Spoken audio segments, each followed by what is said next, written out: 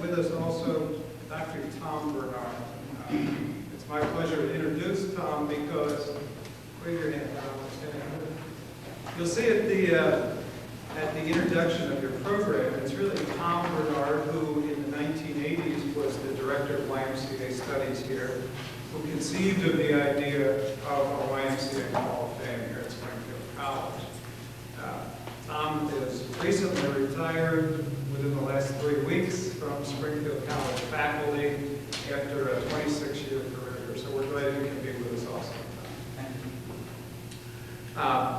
Finally, I want to recognize that the Hall of Fame Selection Committee decided at its last meeting that one of the things we've probably been remiss on is to make note of YMCA Hall of Fame inductees who have passed away since the last time we had an induction ceremony. And therefore, I'd like to let you know that over the last year, we have lost Rick Rogers, the former CEO of the YMCA of Canada. Just recently, Harold Fryermuth, the Dean of Volleyball, probably the person next to William Morgan who invented the sport, the most illustrious volleyball advocate in the country to have made it an Olympic sport, has passed away. And then finally, Paul Limbert, one of the initial inductees into the YMCA Hall of Fame, a former president of Springfield College from 1945 to 53, passed away at the age of 101 on Christmas Eve. So if we just take a moment to remember that.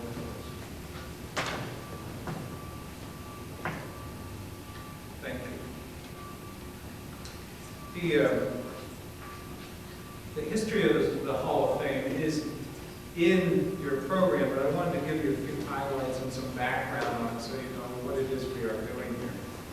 Now, the Hall of Fame provides a forum to honor professionals who do personify what is best about the YMCA. It also gives us a forum to honor our heritage and the legacy of those who have gone before. As I told you, it was Thomas Bernard's brainstorm in 1985 that got us started.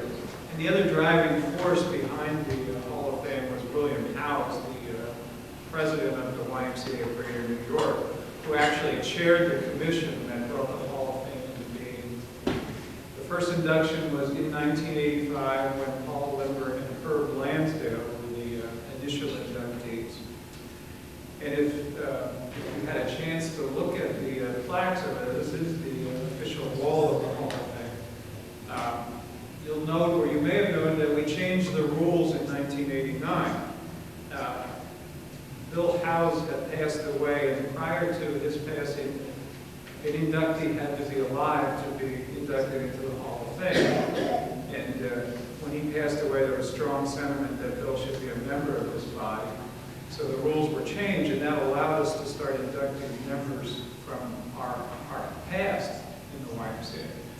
So if you study those plaques closely, you'll notice that George Williams, the founder of the YMCA, didn't make it until 1990, even though the Hall of Fame was started in 1985. Certainly this is the appropriate venue, I believe, to have a YMCA Hall of Fame. At the time this building was built, the school was known as the International YMCA College.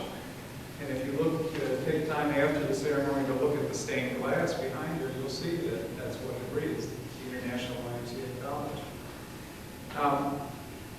We do have a selection committee, and you've met several of them. They do work hard studying the nominees and the nominations.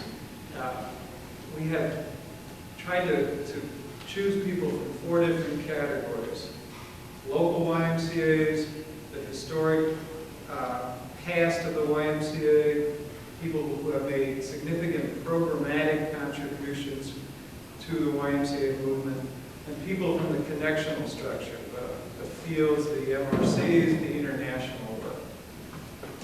The criteria to be inducted: the nominee must be a retired YMCA professional from the United States or Canada. The nominee must demonstrate exceptional and creative leadership.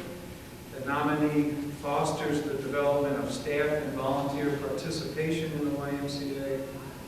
and the nominee exemplifies the ideals of the YMCA and Springfield College in his or her personal and professional life. Now, today our recipients will receive a plaque that is a replica of the plaques that hang on the wall here.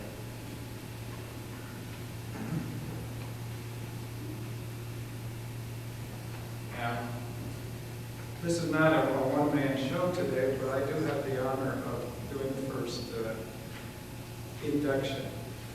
And I'd like to call Gerry Davis up. Our first inductee is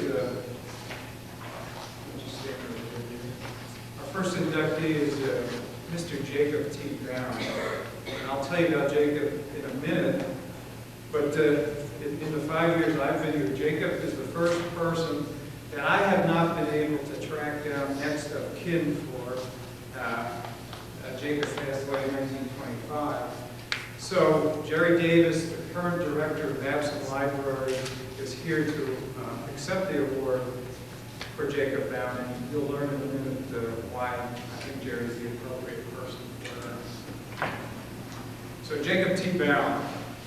It is my honor and privilege today to present Jacob T. Bowne for induction into the YMCA Hall of Fame. Characterized as a little man with a big heart and a large umbrella, Bowne was a modest soul who went about his daily duties quietly. This description belies the fact that Bowne is one of the true giants in the history of the YMCA. The impact of his work is inestimable. Though long gone from this earth, Bowne is remembered for his dual legacies to the YMCA. First and foremost, he is known as the movement's archivist, for it was Bowne when starting his YMCA career in Hudson, New York. He began his avocation of collecting early YMCA materials, pamphlets, brochures, and documents concerning religious work among young men and boys, and particularly work on physical education. It is Bowne's collection that serves as the core of the YMCA archives today. This material was used by Lawrence Doggett to write his doctoral thesis, and the reason this structure, Marsh Memorial, was built. You see, Marsh Memorial is the original library of the college. And Lawrence Doggett, who's on the wall over there, another member of the YMCA Hall of Fame, realized the priceless nature of Bowne's collection and wanted to house it in a fireproof building. It's also said anecdotally that Doggett, as a college president, wanted to free up the 13 rooms in the administration building that were being used to house Bowne's collection, so he could use them to house more students.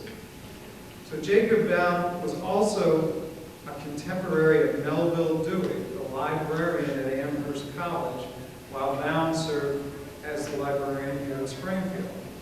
Both men collaborated on what was to eventually become the system for cataloging books, the Dewey Decimal System. The second reason we remember and honor Jacob Bowne today is for his work in professionalizing the YMCA secretariatship. In the early years, any young man of religious zeal was deemed an adequate candidate to lead a YMCA. Bowne realized for the YMCA movement to succeed, men would need appropriate training and education. It's Bowne who created, beginning in 1879 at his post in Newburgh, New York, the 10-day fellowship meeting, an early YMCA conference and training event. Because of this pioneer work, he was given a position on the International Committee, the forerunner to the national one today, and in 1885 was called to Springfield College to develop administrative training for YMCA secretaries.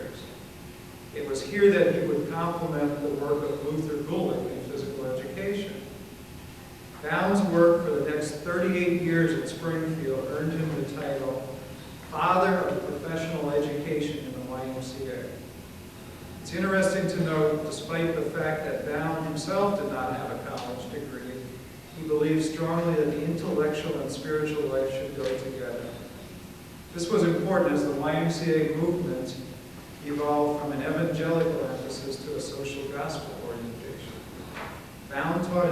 Springfield students to think for themselves and read the works of scientific thinkers. Hanford Burr, another contemporary on the faculty at Springfield during Bowne's tenure, said of Bowne, he dreamed of a trained and educated secretarieship for the YMCA. He dreamed of a college which should furnish such training, and he dreamed of a library adequate in content and suitably housed and equipped. Bowne accomplished these dreams in his own quiet and unassuming way. Additionally, Bowne created the Secretarial Insurance Alliance in 1880, the early forerunner to the retirement fund, and was also helpful in starting the retirement fund at meetings here at Springfield College.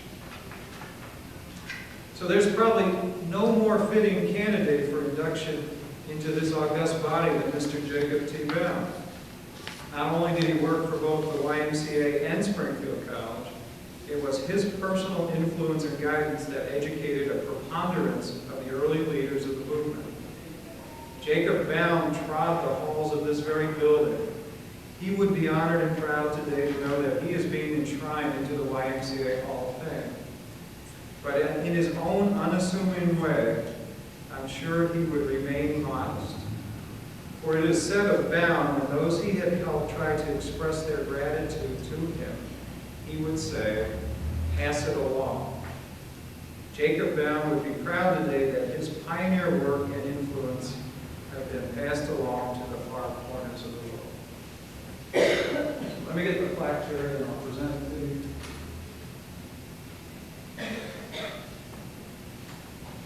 There you go. And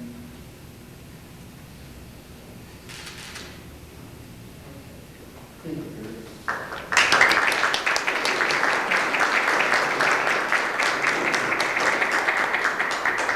Readings, Kurt promised me 3 minutes, 15 minutes, and 30 minutes at different times, so that I haven't decided yet just how far we're going to go with this. But I was really honored when Kurt was talking about this, and I have to admit I was hopeful he wouldn't find any relevance, because Jacob Bowne has been my hero for years. When I started at Springfield College, I was in this building. This was the library, and I kept coming across things with Bowne, Bowne this, Bowne that, Bowne this. So I started doing some digging and research and talking to some of the elderly faculty here to find out just who Bowne was and something about him. One thing I found was he always wore a gold black tie. He was bald and had glasses, besides the umbrella that he was wearing. But he was, the more I found him, the more I read about him, the more I found out about him, the less I found too. He didn't leave a very clear trail. And I would be very surprised that he was alive today, that he might have skipped accepting this honor. He was an extremely modest person. At one time I tried to do some backtracking to find out, in the trustees' minutes, to find out just what he was paid. I was curious about that at one time. One of the difficulties we've always made about the college is being underpaid, and I don't think we're ever going to stop.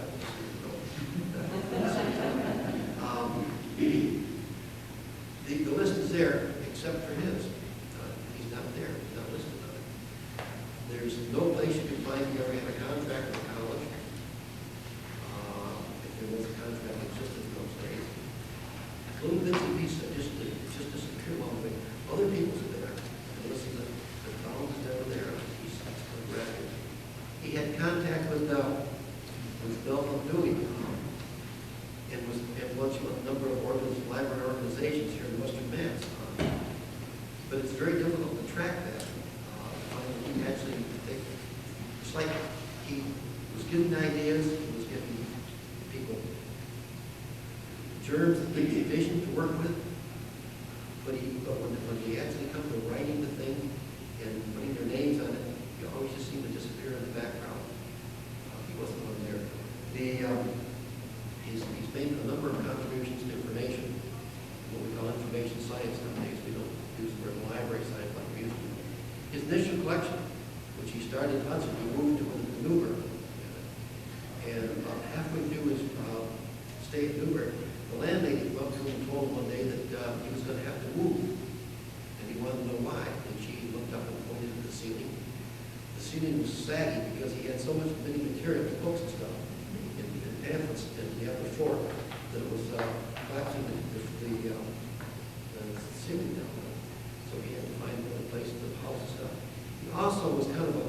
certain extent, a pack rat, which makes him an ideal librarian. Instead of collecting one of something, he liked 2 or 3 of them.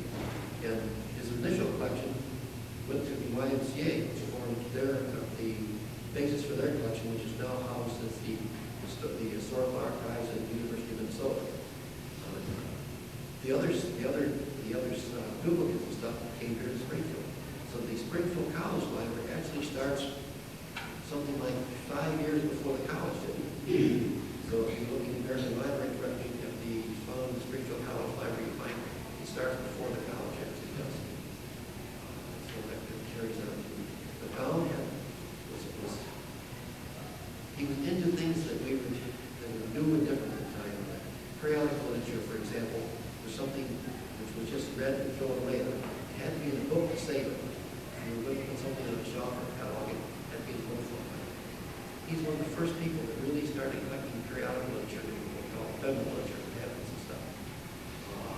And he had one of the best collections. But his influence helped the library profession along the way. But he was also, I think, back to back, he was a very modest person. He helped a lot of people, and we have a few letters from foreign countries. When I say foreign countries, Japan and Syria, China, Turkey, that come down the years we managed to save. I don't know why we have those as opposed to regular correspondence. Regular correspondence just doesn't exist. Either went with them or it was destroyed. But in these letters, when you read them, they talk about this country, how they all help people themselves to grow, to look at things, to learn, and to form the basis for what they did. It's the YMCA movement really owes a debt of gratitude to him for his work here at the college, putting together the programs, secretariatships and stuff. They carried through and were extremely strong and makes us really proud. And I thank you very much. And thanks again.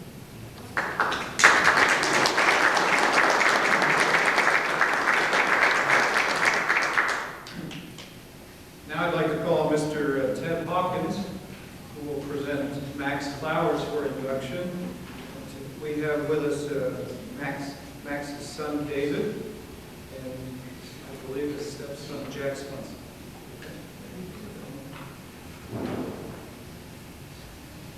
Thank you, Gerry. And his grandson, Chris.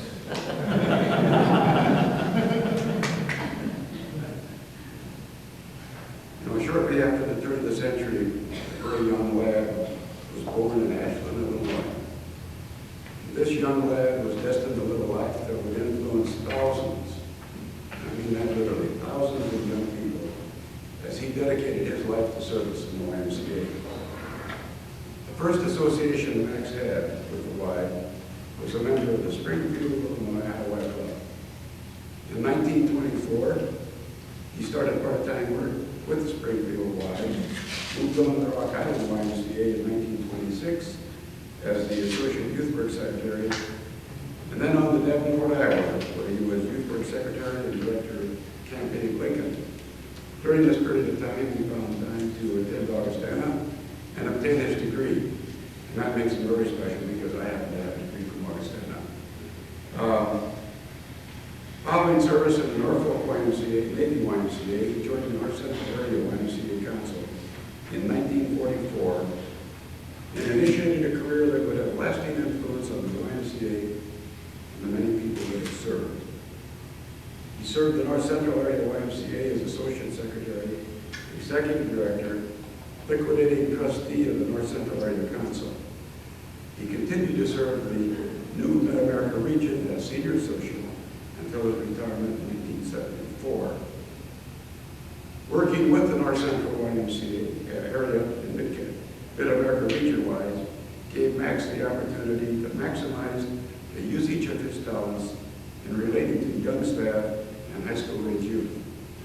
He did this through his work with Youth in Government, which he initiated in at least 2 or 3 states, youth programs, IY conferences throughout the area. He had further opportunities as director of Family Camp, and for 6 years, was the founding director of Camp Olson. Max was one of these kinds of people that if you don't know him, it's extremely difficult to tell you what kind of a person he was. And if you did know him, you don't have to be told a thing. You can't document the contribution that Max made to the YMCA.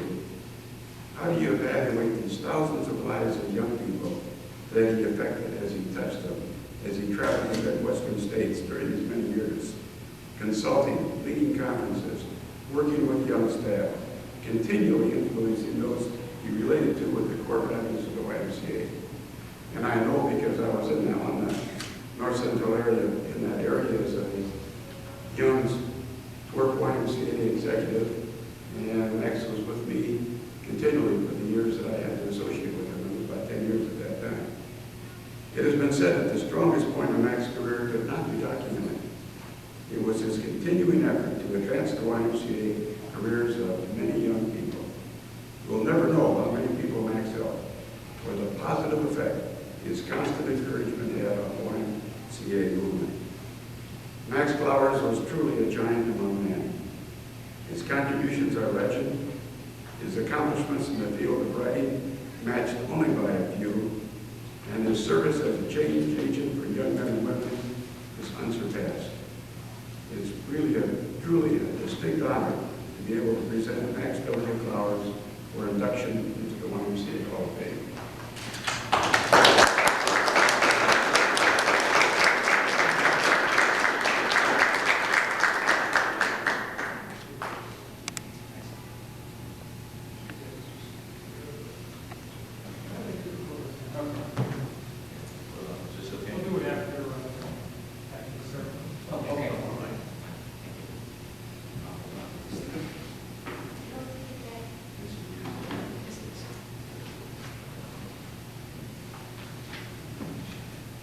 Really, I want to thank you all and Kurt and Ben for you honorees and families of honorees to be part of this august occasion, this auspicious occasion is really a privilege for us as family. Our father lived and breathed the YMCA. He was the very essence of body, mind, and spirit. It was part of his life from morning till night, every day he lived. I happen to be his stepson, and he was married to my mother, Anna, in 1960. However, my contact with Max started a number of years before that. I worked for the Minneapolis Y in the Boys Department under George Zeitze, who was the secretary in charge of the Boys Department. And he always talked about Max Clowers as being his mentor, the guy that really inspired me and got me to come into full-time Y work. So I had heard that name and it stuck in my mind. And then a few years later, when I was elected to the school-wide council of IY, I attended a training camp in Minneapolis, and who was the resource director for Max Clowers? It was interesting, and so I sort of met the living legend. 3 years after that, when I came home from college one day, my mother asked me how my love life was going, and I said, how was yours? She had been a widow for 17 years. She said, not so bad, you know. And I said, really, who were you seeing? But she said, Max Clowers, and I just, I lost it. A few months later, indeed, they were joined in marriage, and there I was now the stepson of the living legend. I know for a fact that he inspired George Zeitze, Jack Eulenhoff, a countless number of men to come into full-time Y service. I know that he inspired me and countless others at high Y training camps and at youth and government. He left a legend with all of those of us who live on today and follow his efforts. In addition, his commitment to people, his inspiration, went way beyond just the Y. I know in terms of the people that he motivated and inspired in our church. I know that little kids used to come to the door of the house well after he retired and knock on the door. Max, would you come out and play? And he knew every little kid in the neighborhood. And these were kids who were 1/10 his age, but he could relate to them very well. So we know that he's looking down on us today and sort of spoken pleased that he is being recognized for that service and for the person he was. He's taken a little bit of time from his organizing efforts up in heaven to see this occasion, and we really are very proud to be able to accept this honor in his behalf. Thank you, David.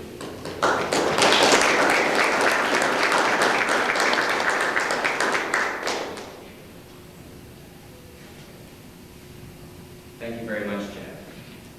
And thank you all for having us here today. It is indeed a great honor.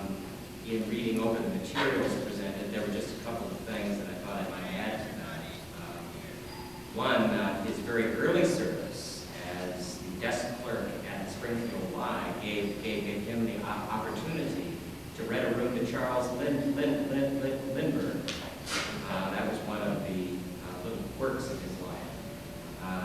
While he was in college, he had a radio program in which he sang barbershop with 3 other boys, and the sports announcer was a little known fellow called Ronald Dutch Reagan.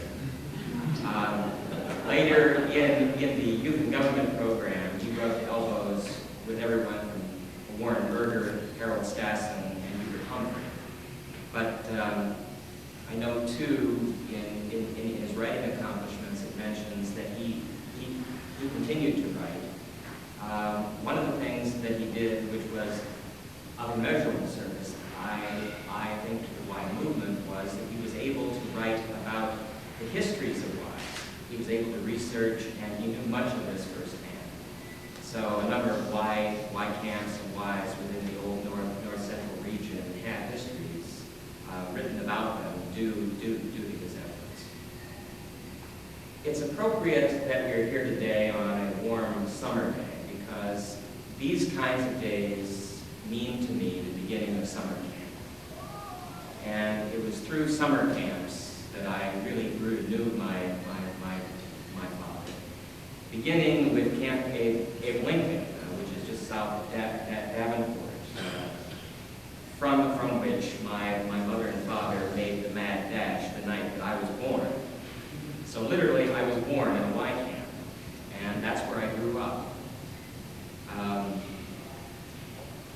These summer days always meant the first green leaves, the sounds of children singing, sounds of red-winged blackbirds singing. It meant another trip out to a camp that he directed, that had cool lakes to swim in and sail on, and the fellowship of staff. And there's something magic about those camps. Looking back on them, I can remember the first taste of a s'more, and I knew why that they were called that. I must have been 3 or 4.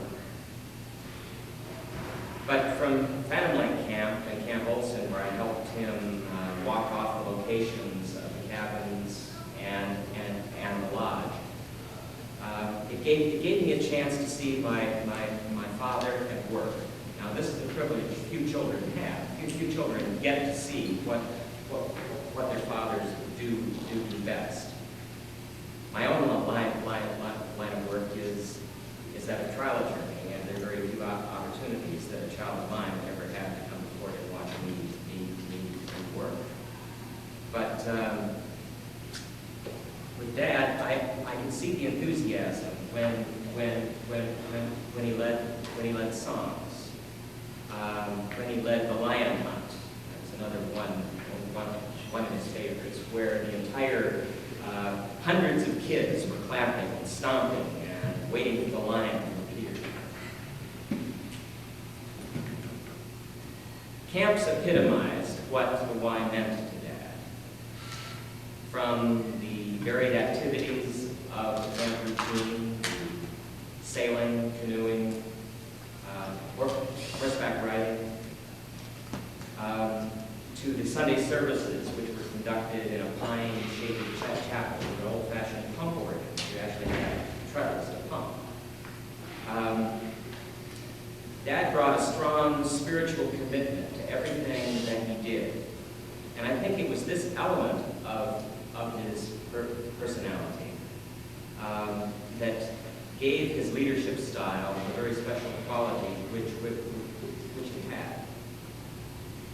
It made it possible for him to integrate spirit, mind, and body. And it was for that reason that so many of these young men and boys remembered him for years afterwards. For years after leaving his staff members would write, send Christmas cards, Christmas gifts, make phone calls, keep in touch. It was not just an employer-employee relationship. It was a family. One example of this, of his ongoing commitment to his staff, can be seen in how I gained my middle name, which is Robert. The summer that 3 Roberts went off to fight World War II, and I was named David Robert. One of them was assigned a terrible shipboard assignment. And Dad wrote to congressmen and senators to try to get him off of that ship. Later on, one of his shipmates would transmute those terrible experiences into humorous ones and consolidate the character of Robert Hayes, who later became a doctor to the Sioux and flew throughout the North and South Dakota region to serve their medical needs into a play called Mr. Roberts. And camps was also where I got to see Dad daily. The rest of the year he traveled the old North Central region that's been mentioned, an area so vast that if he'd gone as far east as he went west, he'd end up in the Atlantic Ocean. All of this travel was done during the 40s and 50s and was done by train. So he was good. He was gone a good bit at a time. He knew that this was a necessary cost of service, but I know that it bothered him because later, years after his retirement, he reminded me that I had asked my mother, who died of cancer when I was 16, well, why is Dad off traveling helping other people when we need him here to help us? But this was a cost that he gladly bore because he understood the price of service. His dedication to service of youth, even at great personal cost, is really why we are here today. In living his professional life, he epitomized what a Quaker friend of mine once called the goal of any Christian life, which was to live so that others may love God through you. Thank you.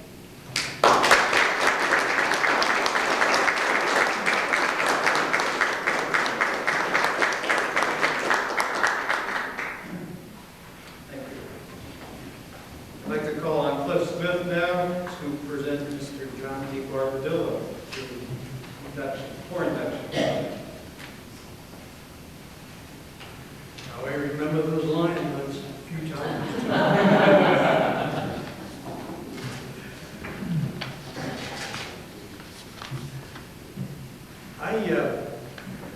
Kurt, I tell you, we do most of our inductions at major YMCA conferences. I'll tell you folks, it's always wonderful to come back to this place. It's kind of home, Kurt, so thanks so much. There was a great article in the May 31st, York, Pennsylvania, Sun-Times. Okay? And you know what it said? It said, a stroke of genius. Coach is 90 and still kicking. How about that? Great article. I recall, I think you might too, that through the years, through all those decades, the Young Men's Christian Association significantly enhanced the well-being of so many hundreds of thousands of young people and families through our aquatic and water skills programs. And I would suspect that today, if you look at it, the YMCA has the greatest array of aquatic facilities in the United States today. I think that's true. It was back in 1929, right, where an individual joined the York, Pennsylvania YMCA and had a tremendous, tremendous impact on water skills and aquatics in the Young Men's Christian Association. He spent a career of over 45 years with the York YMCA. His career was kind of a mission. It was kind of wonderful because this individual had that very, very special knack of teaching, where kids listened and they learned. One of his colleagues in the past said he gave richly of himself to his commitment. He gave richly of himself to his commitment. It's kind of remarkable. The York, Pennsylvania YMCA swimming team was undefeated for many, many, many years. It took a certain kind of individual to mold and shape those kids to that kind of winning team. He suspected that we had to do something better in teaching in water skills. He had a notion that we had to allow kids to progress at their own rate. Let them go where they have to go. And this became the basis of our national YMCA preschool swimming program. Remember the tadpoles? Huh? The tadpoles. And this individual said, hey, let's do it and let them grow at their own rate. And I guess that program became probably the greatest preschool swim program across this country. He did something else. He said, we've got to find a place for our seniors. We've got to work with older adults. He put endless hours and days into formulating some specifications and some ways of working with seniors. The result was the National YMCA Masters Program in Swimming Championships. He hosted the first one in 1981 in York, Pennsylvania. There's another thing that this individual was so good about. He always followed those kids, their lives, and Springfield College today can be thankful to this person and the many, many individuals who came to Springfield College for their education. And so yes, the coach is still kicking the stroke of genius, and let's have you meet Gerry deBarbadillo.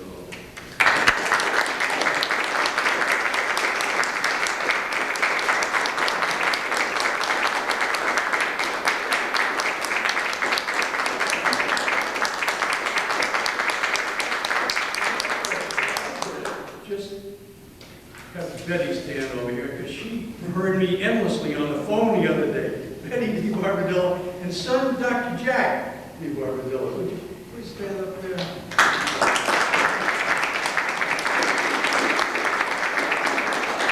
On June 5, 1999, Springfield College proudly honors John deBarbadillo in the Hall of Fame. Thank you.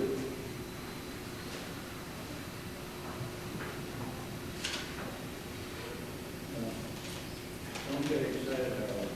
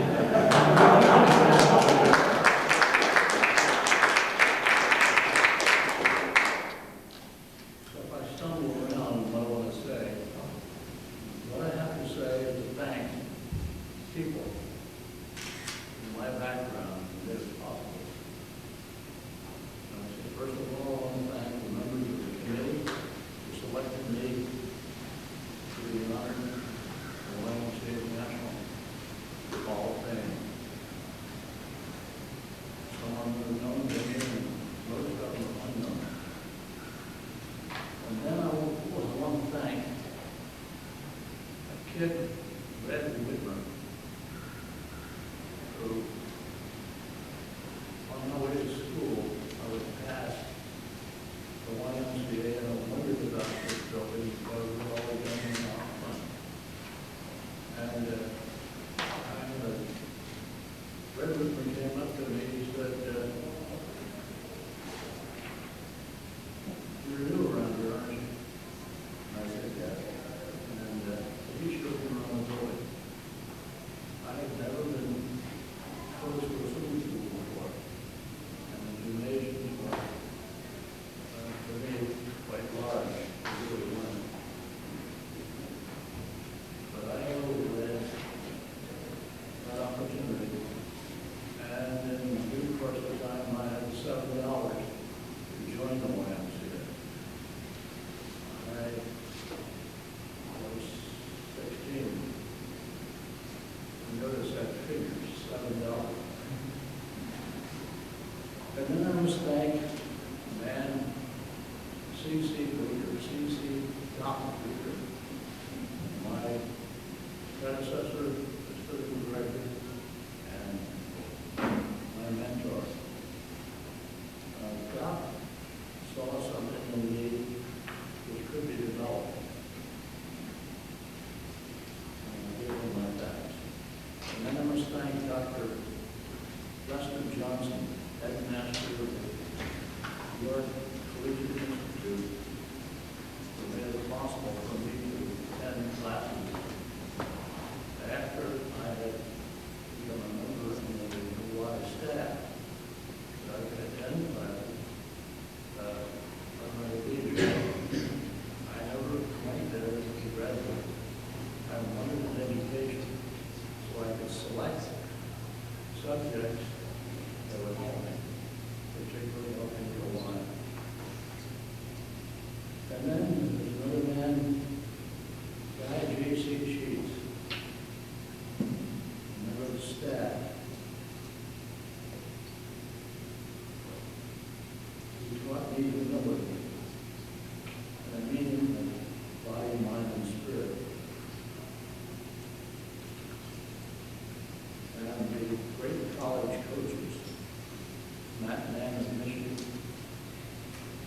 Bob Kipper of Yale, Mike Pepe of Ohio State. They loved York swimmers. They had quite a number of them. And they also answered my question. Back in the early days, there were very, very few books to buy about swimming. And the coaches kept their ideas very close to themselves. And then there's, as far as Springfield is concerned, the great Tom Curry, who contributed much to a flight that was the YMCA flight. And he permitted me to argue with him about swim stroke. And I have a statement there that I was correct.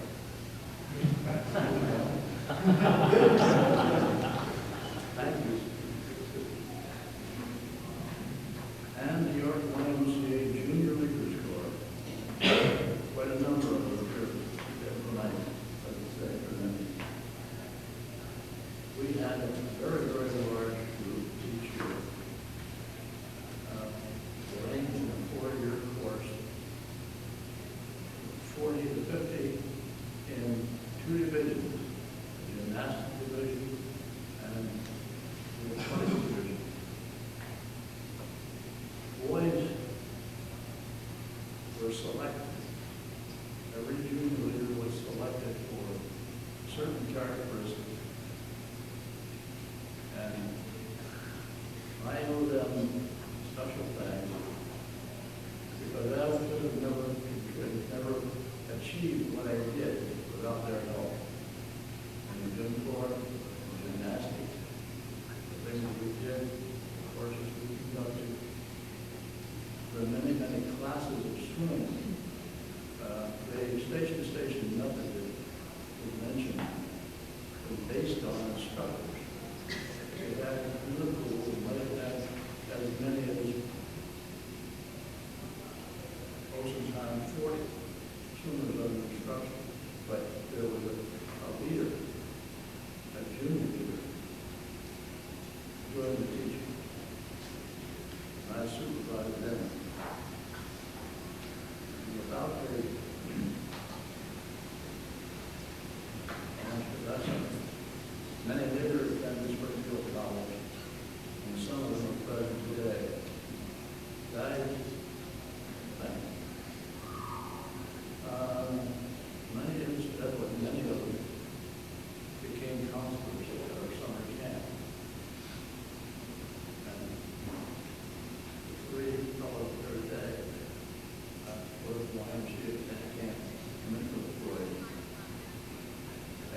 son, Jack, who grew up in the YMCA. He swam when he was 18 months old. Our old pool was 25 feet wide, and he swam across the pool. And he occasionally got out of the pool, but he was an able to swim, very fine, high school swim, college swim. He coached the freshman team at the University, where he received his degrees. It took him 8 years to get out of college. So we were like two brothers growing up, but he was interested in he was interested in an anthill. I was on the belly alongside of him, watching the ants come up. And then finally, my two wonderful wives, Dorothy of 40 years, in spite of many illnesses, gave me a fine son. And Betty is now 25 years, my secretary and constant companion in my retired years, who has given me deep love and care. And she is the most compassionate lady I have ever known. To all of these have given to me, what could I have done to give in return? That's all. Okay?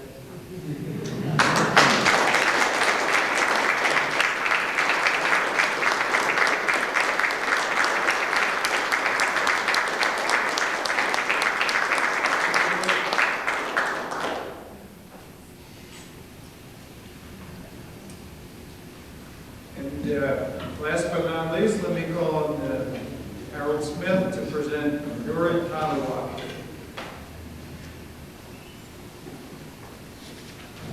I'm in the cleanup position, and it's a real honor to call your attention to the write-up in your bulletin on Yoritada Wada.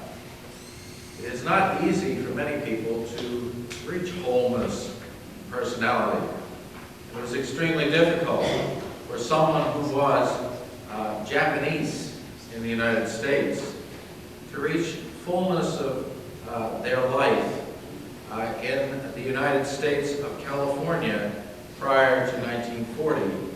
And after 1941, it was even more difficult.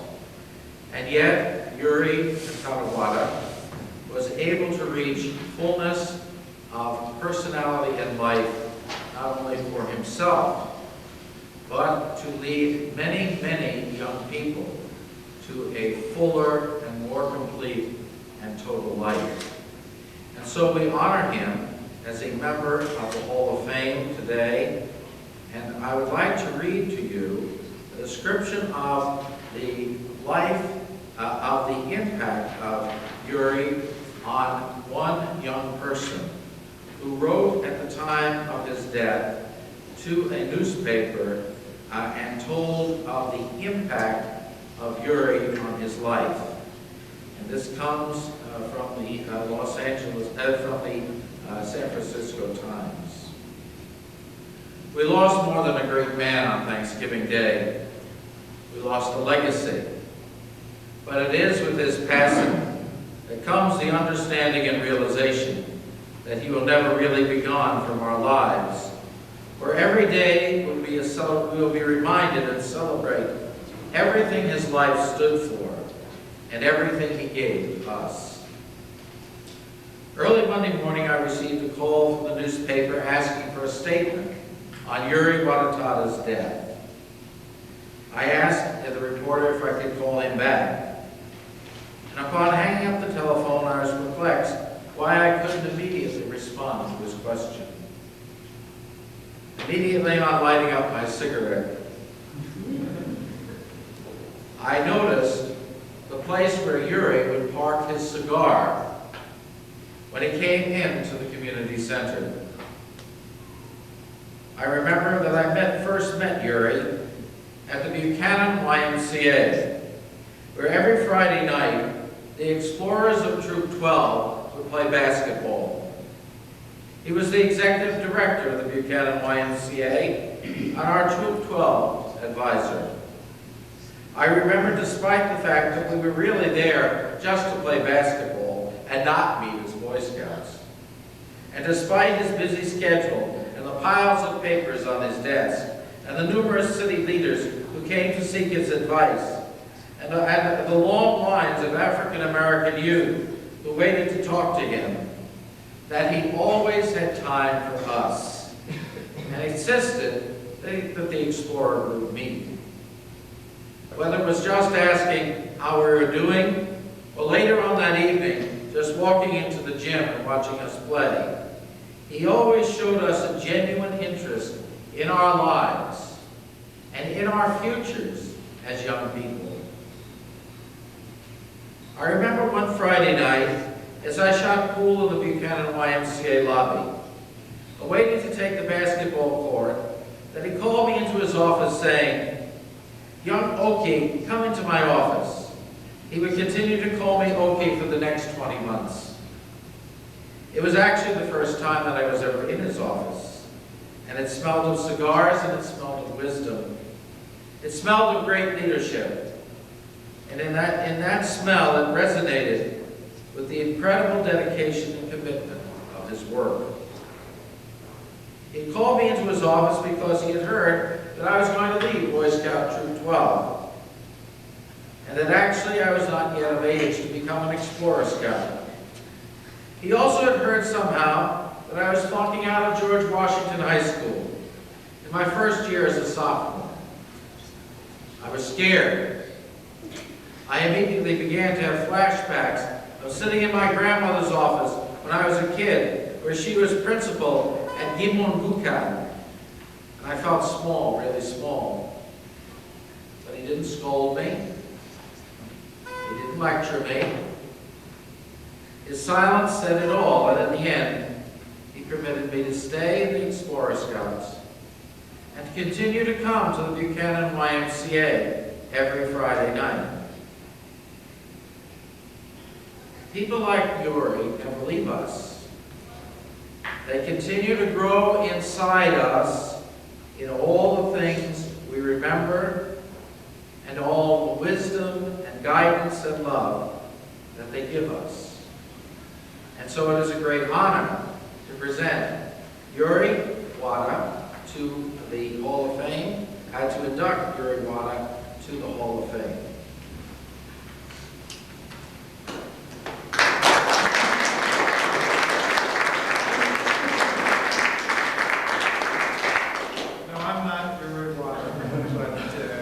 I'm accepted on behalf of his family because Mrs. Chio Wada didn't feel she could make the trip from San Francisco, but she sent this short note on behalf of the family, and let me read that to you. It is with deep regret that we are unable to be present at this auspicious occasion, honoring among others our husband, father, and grandfather, Yoritada Wada. He was a unique individual, a man of principle and integrity. He believed in the inherent goodness of man and in every child's potential to do well. He was a longtime executive director of the San Francisco Buchanan YMCA, a California Youth Authority member, and a University of California region. As one youth advocate stated, Yori was a combination mentor, scholar, program planner, and political strategist. He was recognized as the Dean of Youth Services in the state of California. Yori's induction into the YMCA Hall of Fame is an honor of which he would be most proud. It is a great tribute indeed to be in the distinguished company of those recognized today and in the past. We of the Wada family extend our appreciation to Mr. Martin Hansley, who is a member of our search committee, and the selection committee of the YMCA. Thank you very much. On behalf of Yori, I thank you, and I'm asked to remind, after Harold wraps us up here, that the recipients and the presenters stick around up front for a few more photographs. Harold, thank you. On behalf of the YMCA Hall of Fame Committee, I have the honor to present Jacob T. Bowne, Max Clowers, John deBarbadillo, and Yoritada Wada for induction into the YMCA Hall of Fame. And by virtue of the authority given me by the National Council of the YMCAs of Canada, by the YMCA of the USA, and by the trustees of Springfield College, I now declare them to be members of the Hall of Fame and welcome them to the privileges and responsibilities of such membership.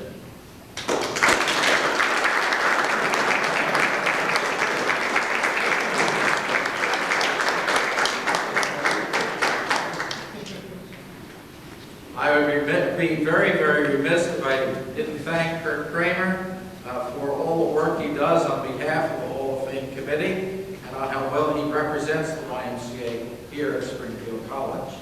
And I want to give many thanks to both President Flynn and his wife, who were very pleased that they were here today and saw this induction into the Hall of Fame. We love our Hall of Fame, and we have to make sure more people in Hawaii know where it is and how to get here. With that, I now declare our meeting closed with thanks